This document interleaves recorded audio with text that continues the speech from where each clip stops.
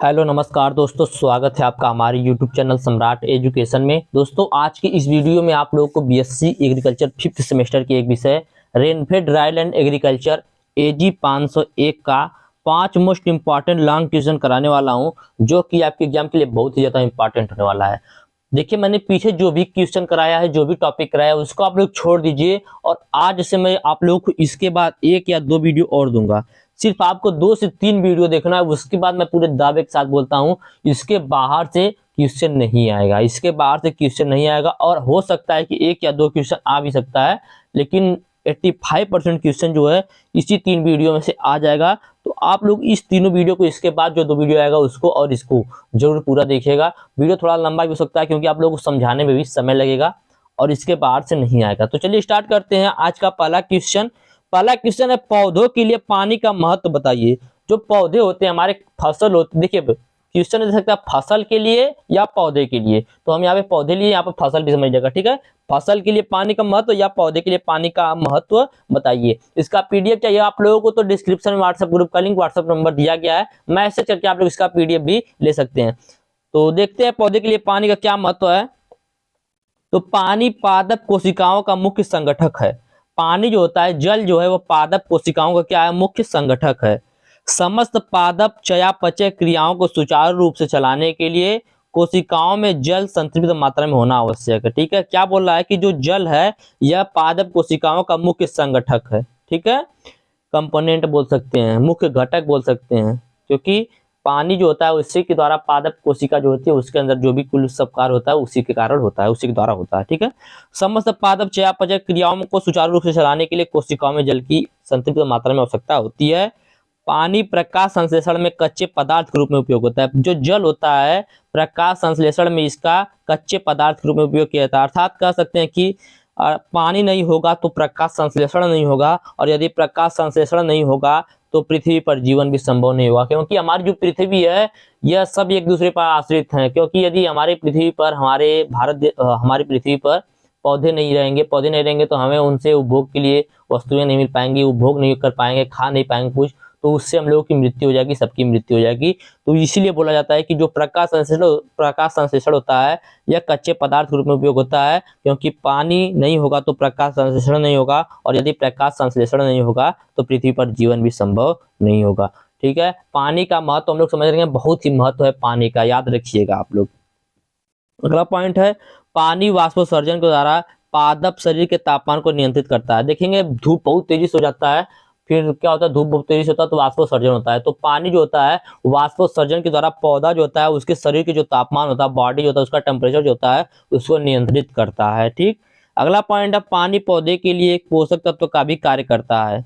पानी जो होता है पौधे के लिए पोषक तत्व का काम करता है, क्योंकि पौधे में हाइड्रोजन आयन की प्राप्ति जो होती है पानी से ही होती है। ठीक है, पानी जो होता है पौधे के लिए पोषक तत्व का भी कार्य करता है, क्योंकि पौधे के हाइड्रोजन आयन की प्राप्ति पानी से ही होती है। पानी का सूत्र क्या होता है, H2O, यहाँ पर हाइड्रोजन है। ठीक है, तो पानी जो होता है ये हमारे पौधे के लिए पोषक तत्व का भी कार्य करता है, क्योंकि पौधे के लिए हाइड्रोजन आयन की प्राप्ति पानी से ही होती है। अगला पॉइंट देखते हैं, पानी विभिन्न एंजाइम की कार्यशीलता बनाए रखने में सहयोगी होता है। जो पानी होता है, जल जो होता है, विभिन्न प्रकार की एंजाइम जो होती हैं उनकी कार्यशीलता को बनाए रखने में सहयोगी होता है। अगला है, जल जीव द्रव्य का मुख्य घटक होता है। जल जो होता है, पानी जो होता है, जीव द्रव्य जो होता है प्रोटोप्लाज्म उसका मुख्य घटक होता है। अगला है, पानी मृदा में पोषक तत्वों के वाहक की भूमिका निभाता है। पानी जो होता है यह मृदा के अंदर पोषक तत्व के वाहक की भूमिका निभाता है, मतलब पोषक तत्व को जहां पर उसको पहुंचाना होता है वहां पर पहुंचाने का कार्य कौन करता है, पानी करता है। ठीक है, अगला पॉइंट है, जल पौधों को चयापचयी ऊर्जा की उष्णता से बचाता है। जल जो होता है पौधों को चयापचयी ऊर्जा की उष्णता से भी बचाता है। अगला पॉइंट है, पादप प्रणाली में प्रकाश संश्लेषण द्वारा खाद्य पदार्थों सृजित हार्मोन को पानी ही विभिन्न अंगों तक पहुंचाने का कार्य करता है, जो कि मैंने पीछे बताया कि पानी जो होता है वाहक का कार्य करता है। ठीक है, तो पादप प्रणाली में प्रकाश संश्लेषण द्वारा बने खाद्य पदार्थ सृजित हार्मोन को पानी ही विभिन्न अंगों तक पहुंचाने का भी कार्य करता है। उम्मीद करते हैं क्वेश्चन आपको अच्छे समझ में आया होगा। कोई भी क्वेश्चन आपको नहीं समझ में आया तो आप लोग तुरंत पूछ लीजिएगा, कमेंट कर दीजिएगा, व्हाट्सएप पे मैसेज कीजिएगा, कॉल भी कर सकते हैं आप लोग। ठीक है, तो हमने पानी का महत्व आप लोग बताया कि फसलों के लिए पानी का क्या महत्व या पौधों के लिए पानी का क्या महत्व है। उम्मीद करते हैं पहला क्वेश्चन अच्छे समझ में आएगा। चलिए देखते हैं दूसरा क्वेश्चन। खास करके यह वीडियो MSU मतलब मां शाकुंभरी यूनिवर्सिटी सहारनपुर, वीर बहादुर सिंह पूर्वांचल यूनिवर्सिटी जौनपुर और डॉक्टर राम मनोहर लोहिया अवध यूनिवर्सिटी अयोध्या फैजाबाद वालों के लिए बनाया जा रहा है। ठीक है, याद रखिएगा 3 यूनिवर्सिटी के लिए मुख्य रूप से बनाया जा रहा है, लेकिन सभी के लिए उपयोगी है। ठीक है, तो चलिए देखते हैं। बारानी क्षेत्रों के लिए फसल प्रबंध को संक्षेप में लिखिए। जहां बारानी क्षेत्र होता है, रेनफेड एरिया जो होता है, वहां पर यदि आपको किसी भी फसल की बुआई करनी है तो किस प्रकार से बुआई करेंगे, ऐसा क्वेश्चन एग्जाम में 100% पूछता है। याद रखिएगा, एक क्वेश्चन 100% पूछता है। तो बारानी क्षेत्रों में फसल प्रबंधन के लिए निम्न प्रक्रिया को अपनाते हैं, जिसमें पहली प्रक्रिया होती है सैलो प्लाइंग मतलब उथली जुताई। तो गहरी जुताइयों की तुलना में उथली जुताई होती है भूमि में नमी संचय और सुरक्षा के दृष्टिकोण से अच्छी होती है। ठीक है, मतलब हमें जहाँ पर रेनफेड एरिया, जहाँ पर वर्षाधीन खेती की जाती है या वर्षाधारित क्षेत्र है, वहां पर हमें क्या करना चाहिए, उथली जुताई करनी चाहिए। मतलब ज्यादा अंदर तक हल को नहीं लगाना चाहिए, ऊपर से जुताई करके उसमें बुआई करनी चाहिए। इससे क्या होगा, इससे नमी जो होता है वह संरक्षित रहता है। ठीक है, तो गहरी जुताइयों की तुलना में उथली जुताई भूमि में नमी की संचय और सुरक्षा के दृष्टिकोण से अच्छी होती है। आप लोग लिखेंगे उथली जुताई करनी चाहिए इसके लिए। ठीक है, दूसरा पॉइंट है मेड़बंदी। तो खेतों में ढाल के विपरीत मेड़बंदी करने से वर्षा के पानी को खेतों में रोका जा सकता है। ठीक है, खेतों में ढाल के विपरीत मेड़बंदी करने से जो वर्षा का पानी होता है उसको खेतों में रोका जा सकता है। मेड़ों से पानी खेत में रोकने से यह पानी अधिकतम मात्रा में भूमि द्वारा सोख लिया जाता है। ठीक है, जो मेड़ होता है उससे पानी जब हम लोग रोकते हैं तो यह क्या होता है, अधिकतम मात्रा में भूमि द्वारा सोख लिया जाता है। ठीक है, निस्पंदन हो जाता है उसका, भूमि उसको सोख लेता है पानी को। कभी भी देखेंगे आप कहीं पर भी अपने खेत में जब पानी डालते हैं तो उसके बाद क्या होता है, कुछ टाइम बाद पानी जो होता है जमीन के अंदर चला जाता है, वह सोख लेता है। ठीक है, तो यही बोल रहा है कि जब हम मेड़बंदी करते हैं, मेड़बंदी के द्वारा पानी को रोकते हैं तो उससे अधिकतम मात्रा में भूमि द्वारा सोख लिया जाता है। तो इसके लिए हमें कृत्रिम आवरण का प्रयोग करना चाहिए। कृत्रिम आवरण मतलब मल्च होता है। ठीक है, मल्च होता है। मल्च और मल्चिंग क्या होता है, बहुत इंपॉर्टेंट क्वेश्चन है, मैं इसको भी आगे आप लोगों को कराऊंगा। ठीक है, कृत्रिम आवरण, तो मल्चिंग का प्रयोग करने से वाष्पीकरण द्वारा भूमि की सतह से होने वाली नमी की हानि को रोकने में सहायता मिलती है। साथ ही साथ मल्चिंग जो होता है खरपतवार को नियंत्रित करने में, उत्सवेदन तथा होने वाली मृदा नमी को नष्ट होने से बचाता है। उत्सवेदन मतलब ट्रांसपेरेशन। ठीक है, एंटी ट्रांसपेरेंट का काम करता है कौन, मल्च हमारा जो होता है। तो मल्चिंग का प्रयोग करने से वाष्पीकरण द्वारा भूमि की सतह से होने वाली नमी की हानि को रोका जाता है। साथ ही साथ मल्चिंग खरपतवार को नियंत्रित करने में, उत्सवेदन द्वारा होने वाली मृदा नमी को नष्ट होने से बचाता है। आगे देखेंगे बुआई की विधि। बुआई की विधि देखिए, याद रखिएगा, हम लोग पढ़ रहे हैं क्या कि जैसे बारानी क्षेत्र है वहां पर हम लोग फसल का प्रबंध किस प्रकार से करेंगे, वहां पर फसलों की बुआई किस प्रकार से करना। ठीक है, तो बुआई की विधि, तो बुआई कतारों में करना चाहिए, इससे खरपतवार नियंत्रण में भी सहायता मिलती है। हमें जो भी बुआई हो रेनफेड एरिया में वहां पर कतारों में बुआई करनी चाहिए, इससे खरपतवार को नियंत्रित करने में भी सहायता होती है और जल भी कम मात्रा में यूज होता है। अगला है खाद। तो शुष्क भूमि में जो जीवांश पदार्थ होता है, जो शुष्क भूमि होती है, ड्राई लैंड होता है, वहां पर जीवांश पदार्थ का तेज ऑक्सीकरण होता है। ठीक से, ऑक्सीडेशन जो होता है बहुत तेजी से होता है। इससे इन भूमियों में सदैव जीवांश पदार्थ की कमी होती है, क्योंकि ऑक्सीडेशन जो होता है बहुत तेजी से हो जाता है। इससे क्या होता है, इससे इस जो क्षेत्र होता है यहाँ पर जीवांश पदार्थ की कमी हो जाती है। तो शुष्क क्षेत्रों में मूंगफली की खली से 60 किलोग्राम नाइट्रोजन प्रति हेक्टेयर व 40 किलोग्राम फास्फोरस सुपर फास्फेट के रूप में देने से अधिक पैदावार प्राप्त होता है। याद रखिएगा, क्या बोल रहा है कि शुष्क भूमियों में जीवांश पदार्थ का तेज ऑक्सीकरण होता है, इससे इन भूमियों में सदैव जीवांश पदार्थ की कमी होती है। शुष्क क्षेत्रों में मूंगफली की खली से 60 किलोग्राम नाइट्रोजन प्रति हेक्टेयर व 40 किलोग्राम फास्फोरस सुपर फास्फेट के रूप में देने से अधिक पैदावार प्राप्त होता है। ठीक है, आगे देखते हैं।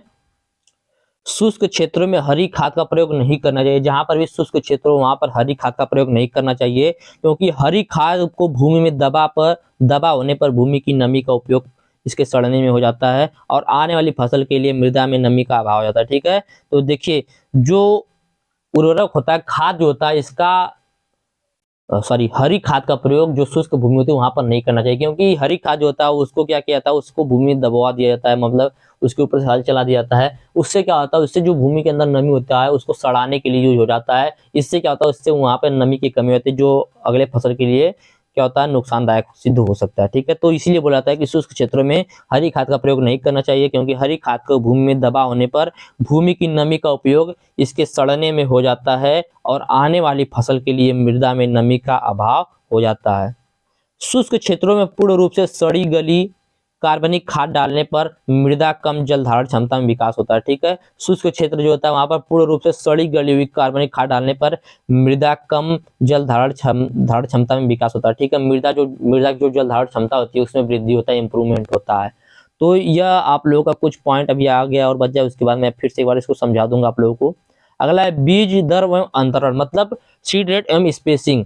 तो बीज की दर प्रति इकाई क्षेत्र कम करके या प्रति इकाई क्षेत्र पौधे का अंतरण आपस में अधिक रखकर प्रति इकाई पौधे की संख्या कम कर लेते हैं। ठीक है, याद रखिएगा क्या बोल रहा है कि बीज की दर प्रति इकाई क्षेत्र कम करके, जो बीज दर है उसका प्रति इकाई क्षेत्र कम करके, जैसे मान लीजिए 1 हेक्टेयर में 50 केजी बीज डाल रहे थे तो वहां पर 40 केजी बीज ही डालेंगे। याद रखिएगा 50 केजी डाले थे तो आप 40 केजी बीज ही डालेंगे। क्यों डालेंगे अभी आपको समझ में आ जाएगा। ठीक है, तो बीज की दर प्रति इकाई क्षेत्र कम करके या प्रति इकाई क्षेत्र पौधे का अंतरण आपस में अधिक रखकर प्रति इकाई पौधे की संख्या कम कर लेते हैं। यदि हम लोग पौधे की रुपाई कर रहे हैं तो पौधा जो है, जैसे 1 हेक्टेयर में 500 पौधे को लगा रहे हैं तो 1 हेक्टेयर में 400 पौधे को ही लगाएंगे, इनकी दूरी ज्यादा रखेंगे। अब दूरी ज्यादा रखने से क्या फायदा अभी देखिएगा, समझ में आएगा।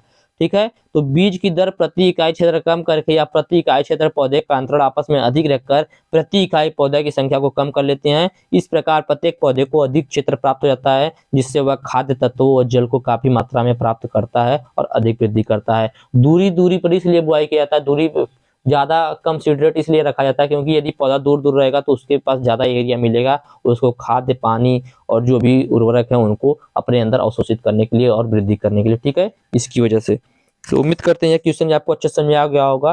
पीडीएफ आप लोग इसका जरूर ले लीजिएगा, डिस्क्रिप्शन में व्हाट्सएप ग्रुप का लिंक, व्हाट्सएप नंबर दिया गया है। और बता दूं आप लोगों को पीडीएफ पे चार्ज लगता है। आप यदि 5th सेमेस्टर से तो आपके ऑल सब्जेक्ट का 99 रुपये चार्ज लगेगा। देखिए मैं बता देता हूँ क्योंकि कुछ लोग बोलते हैं फ्री है, तो पहले फ्री था लेकिन अब चार्ज है और बहुत कम ही चार्ज है। तो ऑल सब्जेक्ट 99 रुपये मिल जाएगा और पर सब्जेक्ट यदि आपको एक सब्जेक्ट चाहिए तो उसके लिए आपको 19 रुपये चार्ज देना पड़ेगा। तो इतने में आपको इस सब्जेक्ट का पूरा नोट्स, एग्जाम बेस, पीडीएफ और एनी डाउट, जो भी डाउट हो आपको सब कुछ इसमें मिलेगा। ठीक है, तो ये थोड़ा सा इन्फॉर्मेशन था आप लोगों के लिए। चलिए आगे देखते हैं अगला टॉपिक इसी में, भूमि को परती रखना। तो वर्षा ऋतु में विशेष रूप से जहां वर्षा कम होती है खेत खाली रखना अगली फसल के लिए लाभदायक होता है। ठीक है, वर्षा ऋतु में विशेष रूप से जहां पर वर्षा कम होती है वहां पर खेत को खाली रखना अगली फसल के लिए लाभदायक होता है, क्योंकि भूमि में इस समय नमी का संचय हो जाता है। भूमि में इस समय नमी जो होता है वह संचित हो जाता है।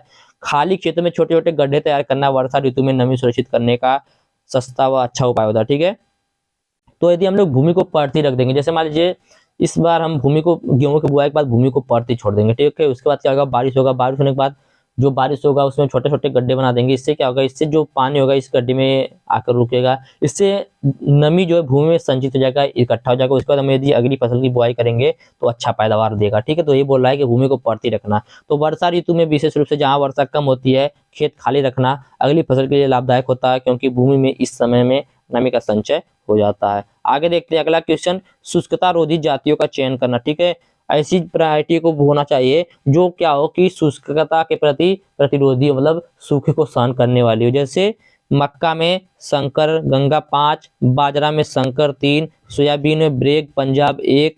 ठीक है, तिल में टाइप 4, धान में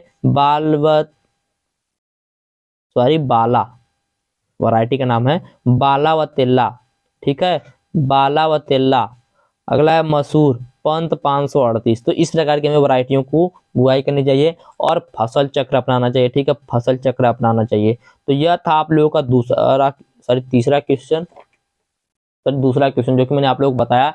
मैंने इसमें बताया कि बारानी क्षेत्रों में यदि आपको किसी फसल का प्रबंध करना तो कैसे करेंगे। मैंने बताया कुशली जुताई करके, मेड़बंदी करके, मल्चिंग का प्रयोग करके, बुआई में या किस प्रकार का प्रयोग करके, कतारों में बुआई का प्रयोग करके। ठीक है, उर्वरक का प्रयोग कैसे करेंगे उसके बारे में बताया, बीज दर और अंतरण कितना रखना चाहिए उसको मैंने बताया, भूमि को परती रखकर शुष्कता रोधी जातियों का चयन करके और फसल चक्र को अपनाकर हम लोग क्या करते हैं, फसलों का प्रबंध कर सकते हैं। कहाँ पर, जहाँ पर वर्षाधीन क्षेत्र हो वहां पर। चलिए चलते अगले क्वेश्चन पे।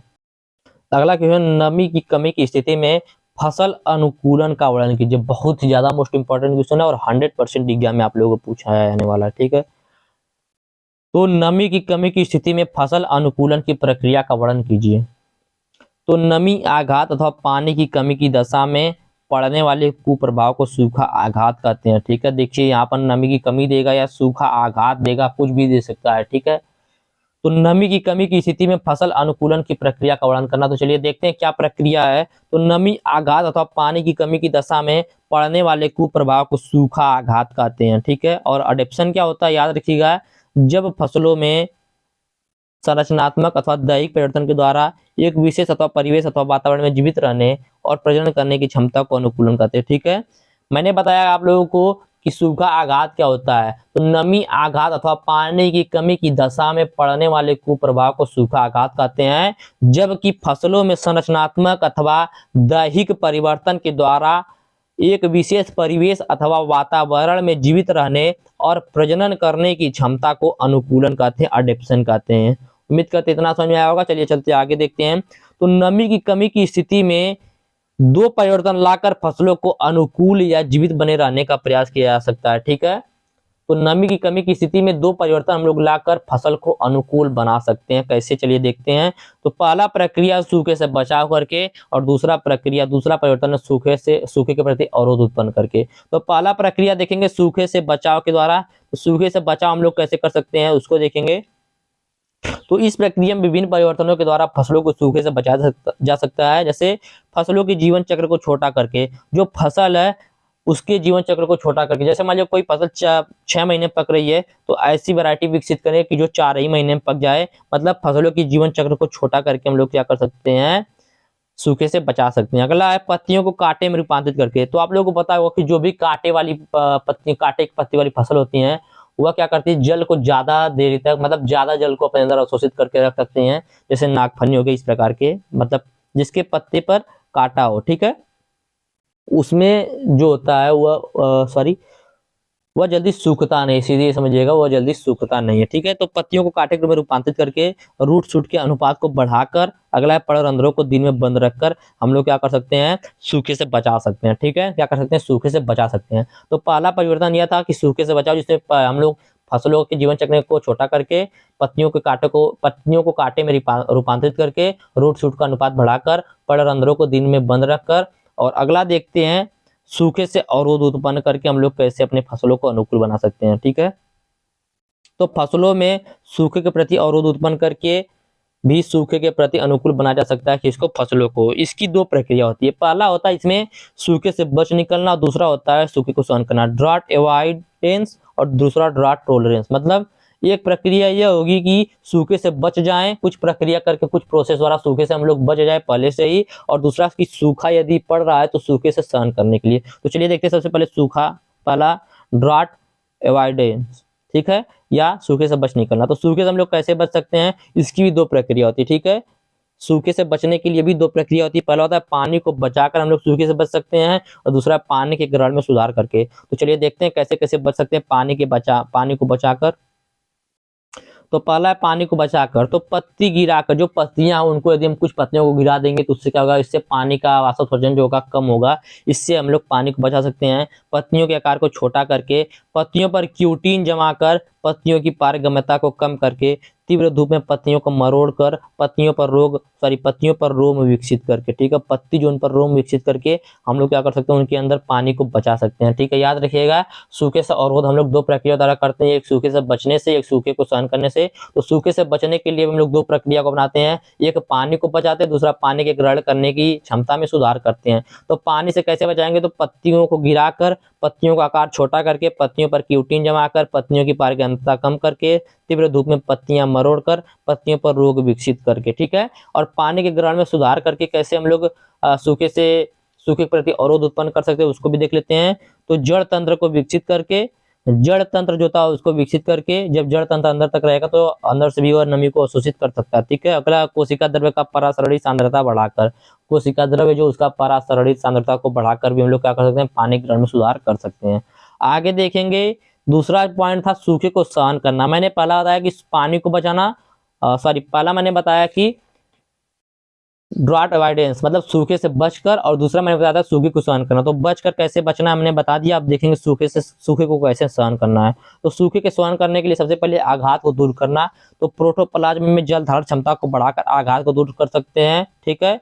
जल ग्रहण की संभावनाओं को बढ़ाकर हम लोग क्या कर सकते हैं, आघात को दूर कर सकते हैं। और अगला है अधिक सहनशीलता। तो प्रोटोप्लाज्म में प्रोटीन आदि सूखारोधी अमीनो अम्लों की सांद्रता को बढ़ाकर हम लोग क्या कर सकते हैं, अधिक संवेदनशील बन सकते हैं, अपने पौधे को बना सकते हैं। वृद्धि नियामक हार्मोन जैसे बीटेन आदि की सांद्रता को बढ़ाकर पौधे को क्या कर सकते हैं, सूखा के प्रति अनुकूल बना सकते हैं, या और विरोधी मतलब अवरोध उत्पन्न कर सकते हैं, ठीक है। तो यह था आप लोगों का तीसरा क्वेश्चन जो कि मैंने आप लोगों को बताया। यह क्वेश्चन बहुत ही ज्यादा इंपॉर्टेंट है। नमी की कमी की स्थिति में फसल अनुकूलन की प्रक्रिया का वर्णन कर दिए। उम्मीद है यह क्वेश्चन भी आपको अच्छे समझ में आया होगा, ठीक है। आगे चलिए चलते हैं। देखिए यहाँ पर कुछ दूसरा पूछा था कि फसल अनुकूलन की प्रक्रिया का वर्णन कीजिए। फसल को कैसे उगाएंगे सूखे की स्थिति में, यह नहीं पूछा था। तो उसको आप लोगों को अगले क्वेश्चन में बताऊंगा। यहाँ पे कंफ्यूज होने वाली आप लोगों को कोई जरूरत नहीं है। आगे देखते हैं अगला क्वेश्चन। बहुत ही ज्यादा इंपॉर्टेंट क्वेश्चन है। असामान्य मौसम की स्थिति में आकस्मिक फसल योजना का वर्णन कीजिए। असामान्य मौसम की स्थिति में आकस्मिक फसल योजना का जो वर्णन कीजिए। और यह भी क्वेश्चन 100% एग्जाम में आप लोग को आने वाला है, ठीक है। तो चलिए देखते हैं। सामान्य रूप से तथा अधिक लाभ देने वाली फसलों के स्थान पर मौसम विपरीतता की दशा में कोई उचित फसल लेने की प्रक्रिया को आकस्मिक फसल योजना कहते हैं, ठीक है। आकस्मिक फसल योजना क्या होता है, एक नंबर में पूछ देता है कभी कभी। तो सामान्य रूप से तथा अधिक लाभ देने वाली फसलों के स्थान पर मौसम विपरीतता की दशा में कोई उचित फसल लेने की प्रक्रिया को ही आकस्मिक फसल योजना कहते हैं। अब देखते हैं कि हम लोग आकस्मिक फसल योजना कैसे यूज करते हैं, क्या क्या योजना बनानी पड़ती है। इसमें पहला पॉइंट है उचित एवं समय पर जुताई। उचित जुताई करना और समय पर उचित जुताई करना, ठीक है। तो प्राइमरी टीलेज करने से जल ग्रहण क्षमता जो होती है वो बढ़ जाती है। जब हम प्राइमरी टीलेज करते हैं उससे जल की जो ग्रहण करने की क्षमता होती है भूमि की वह बढ़ जाती है और खरपतवार का संक्रमण भी कम हो जाता है, ठीक है। कभी जुताई कर देंगे उसके बाद उसमें पानी भरेंगे तो ज्यादा पानी सोखेगा, और जुताई के पहले यदि उसमें पानी भरेंगे तो कम पानी सोखेगा। और यदि जुताई करेंगे तो वहां पे खरपतवार भी कम हो जाएगा और जल धारण क्षमता भी बढ़ जाएगी। वही बोल रहा है कि प्राइमरी टीलेज करने से जल ग्रहण क्षमता बढ़ता है और खरपतवार का संक्रमण कम हो जाता है। अगला पॉइंट इसी में है फार्मर कंट्री प्लाउ कॉन्सेप्ट में सोइंग सीजन से पहले फील्ड की जुताई कर लेनी चाहिए, ठीक है। फार्मर कंट्री प्लाउ कॉन्सेप्ट होता है एक। इसमें सोइंग सीजन से बुआई की सीजन से पहले फील्ड की जुताई कर लेनी चाहिए। यह कॉन्सेप्ट ऑफ सीजन के लिए बनाया गया है। यह ऑफ सीजन मतलब क्या होता है, मौसम के पहले या मौसम के बाद के लिए बनाया गया है यह कॉन्सेप्ट, ठीक है। आगे देखते हैं जल्दी बुआई, अर्ली सोइंग, ठीक है। जल्दी बुआई, तो जल्दी बुआई करना चाहिए, ठीक है। हमें जो भी फसल की बुआई करनी है हमें उसकी जल्दी से बुआई कर देनी चाहिए। ड्राई लैंड क्रॉप में मानसून आने से पहले बुआई करते हैं, और कुछ सिचुएशन में ड्राई लैंड बहुत ही डिजायरेबल होता है, वांछित हो जाता है या आकर्षक होता है, ठीक है। तो हमें जल्दी से बुआई कर लेनी चाहिए। अगला उपयुक्त तो फसल का चयन। तो हमें ऐसे फसल का, ऐसे क्रॉप या ऐसे क्रॉप की वैरायटी का चयन करना चाहिए जो नमी आघात या मॉइस्चर स्ट्रेस कंडीशन में भी अच्छा उपज देने की कैपेसिटी रखता है। ऐसा नहीं कि सूखा पड़ा थोड़ा सा और वो सूख जाए उपज न दे, ठीक है। हमें ऐसी वैरायटी को चयन करना चाहिए जो सूखे के प्रति अनुकूल हो, जो सूखे में भी हमें अधिक उपज प्रदान करता हो। अगला है क्रॉपिंग सिस्टम। तो हमें ऐसी क्रॉपिंग सिस्टम को अपनानी चाहिए जो हमारे लिए सूखे के प्रति भी अनुकूल हो, ठीक है। तो रेनफेड एरिया में सामान्यतः मोनोक्रॉप की क्रॉपिंग इंटेंसिटी जो होती है 100 होती है, ठीक है। रेनफेड एरिया जो होती है जहां पर शुष्क खेती की जाती है वहां पर मोनोक्रॉप जो होती है उसकी क्रॉपिंग इंटेंसिटी 100 होती है। फार्मर मानसून सीजन में जो किसान होते हैं जो किसान होते हैं मानसून सीजन में फसलों को उगाते हैं तथा मानसून के बाद फील्ड को पड़ते छोड़ देते हैं, ठीक है। मानसून सीजन जब आता है उसमें फसल को उगाते हैं, मानसून के बाद फसलों को खाली छोड़ देते हैं। जो रेन वाटर होता है, वर्षा का जल होता है, वह मानसून में संरक्षित कर पोस्ट मानसून में क्रॉप को उगाया जाता है, ठीक है। रेन वाटर को मानसून में संरक्षित कर लिया जाता है और पोस्ट मानसून जो होता है, मानसून के बाद का जो प्रोसेस होता है उसमें क्रॉप को उगाया जाता है। चलिए चलते हैं आगे देखते हैं।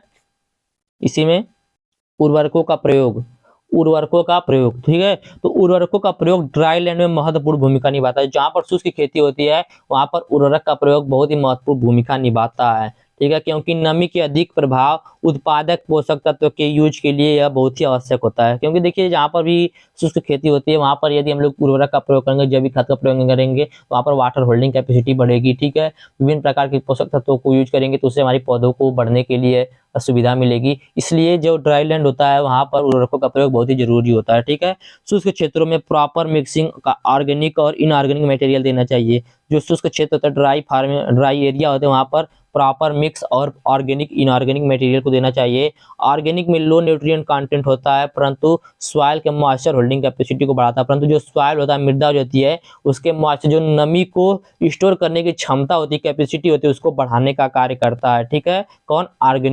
ऑर्गेनिक में लो न्यूट्रिएंट कंटेंट होता है, लेकिन यह सॉइल के मॉइस्चर होल्डिंग कैपेसिटी को बढ़ाने में मदद करता है। अगला पॉइंट इसी में है, इनऑर्गेनिक में पोटेशियम सूखा सहन करने की क्षमता को बढ़ाता है। ठीक है, पोटेशियम जो होता है सूखा सहन करने की क्षमता को बढ़ाता है, मृदा जल और पौधे के रिलेशनशिप को प्रभावित करता है और ट्रांसपिरेशन लॉस को रिड्यूस करता है। ठीक है, जो ट्रांसपिरेशन लॉस होता है उसको रिड्यूस करता है। अगला है टाइमली वीड कंट्रोल। ठीक है, टाइमली वीड कंट्रोल मतलब हमें समय से जो वीड है, खरपतवार, उसको कंट्रोल करना चाहिए, नियंत्रित करना चाहिए। ठीक है, off season tillage, proper seed bed preparation and tillage sowing करने से खरपतवार को नियंत्रित करने में आसानी होती है। ठीक है, ऑफ सीजन टीलेज मतलब बुआई के पहले या बुआई के बाद की जुताई करने से खरपतवार को नियंत्रित करने में आसानी होती है। ठीक है, अगला है रेन वाटर मैनेजमेंट। तो जो वर्षा का जल है उसका मैनेजमेंट करना चाहिए, हमें संचयन करना चाहिए। जल को संचयन मतलब क्या, जल की कटाई कर लेनी चाहिए, एक कभी निचले स्थान पर स्टोर कर लेना चाहिए। जल संचयन आप लोग पढ़े होंगे। जल संचयन क्या होता है, जब वर्षा ऋतु में अधिक वर्षा होती है तो अतिरिक्त जल जो भूमि पर बहने लगता है उसी को स्टोर करके अपने कृषि में प्रयोग लेने की प्रक्रिया को ही क्या बोला जाता है, वाटर हार्वेस्टिंग बोला जाता है। तो हमें वाटर हार्वेस्टिंग करना चाहिए, बांध बनाना चाहिए, मेड़बंदी करनी चाहिए, जल संरक्षण करना चाहिए, आदि विधियों को अपनाकर हमें वर्षा का जो जल है उसका मैनेजमेंट करना चाहिए। ठीक है, अगला है alternate land use system. Alternate land use system, ठीक है, तो सभी जो सूखे क्षेत्र होते हैं, जो सभी ड्राई लैंड एरिया होती है, वहां पर फसल उत्पादन के लिए वातावरण अनुकूल नहीं होता है, इसलिए उसमें विभिन्न प्रकार के tree farming, ley farming, agro forestry system alternate crop production के लिए सूटेबल होता है। ठीक है, तो इस प्रकार से हम लोग क्या कर सकते हैं कि विभिन्न प्रकार के मौसम परिस्थिति में आकस्मिक फसल योजना को अपना सकते हैं इस प्रक्रिया द्वारा। आगे चलते अगला क्वेश्चन देखते हैं, जो कि 5वां क्वेश्चन और आखिरी क्वेश्चन है। अगला क्वेश्चन है, सूखा को परिभाषित कीजिए, सूखा का वर्गीकरण करिए और इसका प्रकार भी बताइए और इसका प्रभाव भी बताइए। ठीक है, सूखे का वर्गीकरण करना देखिए बहुत बड़ा क्वेश्चन हो जाएगा। ठीक है, इसका आंसर भी थोड़ा बड़ा रहेगा। क्वेश्चन है, सूखे को परिभाषित कीजिए, तो सूखा क्या उसको परिभाषित करेंगे, सूखे का प्रकार पढ़ेंगे, सूखे का वर्गीकरण करेंगे और सूखे का क्या प्रभाव पड़ता है उसको भी हम लोग जानेंगे। चलिए देखते हैं सूखा क्या होता है। ठीक है, तो सबसे पहले सूखा एक प्राकृतिक आपदा है। सूखा क्या, एक प्राकृतिक आपदा है। आपदा क्या होती है, तो आपदा एक प्रकार की क्या बोल सकते हैं कि महामारी बोल सकते हैं। ठीक है, महामारी होती है या आपदा है, जिससे क्या होता है, जिससे हमारा विभिन्न प्रकार के फसलों के साथ साथ अन्य विभिन्न कार्यों पर भी इसका प्रभाव पड़ता है, इतना आप लोग समझ लीजिए। तो सूखा एक प्राकृतिक आपदा है जिसमें लंबे समय तक असामान्य रूप से कम वर्षा होती है, जिसके परिणाम स्वरूप पानी की कमी होती है और कृषि सहित विभिन्न क्षेत्रों पर महत्वपूर्ण प्रभाव पड़ता है। कृषि के साथ साथ विभिन्न प्रकार के क्षेत्रों पर इसका महत्वपूर्ण प्रभाव पड़ता है, याद रखिएगा। सूखा एक प्राकृतिक आपदा है जिसमें लंबे समय तक असामान्य रूप से कम वर्षा होती है, जिसके परिणाम स्वरूप पानी की कमी हो जाती है और कृषि सहित विभिन्न क्षेत्रों पर महत्वपूर्ण प्रभाव पड़ता है। सूखा एक प्राकृतिक आपदा है जो कि लंबे समय तक वर्षा के अभाव एवं तीव्र वाष्पीकरण की प्रक्रिया से निर्मित होता है। सूखा क्या है, सूखा एक प्राकृतिक आपदा है जो कि लंबे समय तक वर्षा के अभाव एवं तीव्र वाष्पीकरण की प्रक्रिया से निर्मित होता है। यह मृदा में नमी की वह स्थिति होती है जिसमें पौधे सामान्य वृद्धि एवं परिपक्वता करने में असफल होते हैं। ठीक है, यदि कोई पूछे सूखा क्या है तो बोलेंगे सूखा एक प्राकृतिक आपदा है जो कि लंबे समय तक वर्षा के अभाव एवं तीव्र वाष्पीकरण की प्रक्रिया से निर्मित होता है। यह मृदा में नमी की वह स्थिति होती है जिससे पौधे सामान्य वृद्धि एवं परिपक्वता करने में असफल हो जाते हैं। सूखे का प्रकार देखेंगे तो सूखा 4 प्रकार का होता है। वो एक होता है मेट्रोलॉजिकल सूखा, agricultural drought, hydrological drought, socio economical drought. ठीक है, मेट्रोलॉजिकल ड्रॉट को मौसम संबंधी सूखा बोला जाता है, एग्रीकल्चरल ड्रॉट को कृषि संबंधी सूखा, हाइड्रोलॉजिकल ड्रॉट को जल वैज्ञानिक सूखा और सोशियो इकोनॉमिक ड्रॉट को सामाजिक आर्थिक सूखा। तो सभी सूखे को बारे में पढ़ेंगे, इंपॉर्टेंट है। तो पहला है मेट्रोलॉजिकल ड्रॉट, मौसम संबंधी सूखा।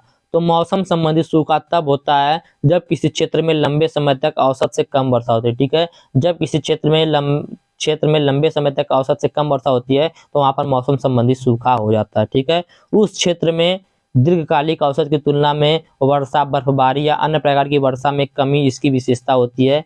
मौसम संबंधी सूखा मौसम के पैटर्न में बदलाव, वायुमंडलीय स्थिति या जलवायु परिवर्तन जैसे कारकों के कारण हो सकता है। दूसरा सूखा था एग्रीकल्चरल ड्रॉट, कृषि सूखा। तो कृषि सूखा मिट्टी की नमी की उपलब्धता और फसल की वृद्धि और उपज पर इसके प्रभाव से संबंधित होता है। ठीक है, एग्रीकल्चरल सूखा क्या है? तो कृषि सूखा मिट्टी की नमी की उपलब्धता और फसल की वृद्धि और उपज पर इसके प्रभाव से संबंधित होता है। यह तब होता है जब मिट्टी की नमी सामान्य पौधे के विकास और गतिविधियों के लिए अपर्याप्त होती है। ठीक है, वर्षा में कोई महत्वपूर्ण कमी न होने पर भी कृषि सूखा हो सकता है, क्योंकि वाष्पीकरण और मिट्टी की नमी की कमी जैसे कारक महत्वपूर्ण भूमिका निभाते हैं। अगला देखेंगे हाइड्रोलॉजिकल ड्रॉट, हाइड्रोलॉजिकल सूखा। ठीक है, तो हाइड्रोलॉजिकल सूखे का तात्पर्य जल धाराओं, नदियों, झीलों और भूजल स्रोतों से पानी की आपूर्ति में कमी से है। ठीक है, जब जल धारा, नदी, झील और भूजल स्रोत में पानी नहीं रहेगी तो उसको बोलेंगे हाइड्रोलॉजिकल सूखा।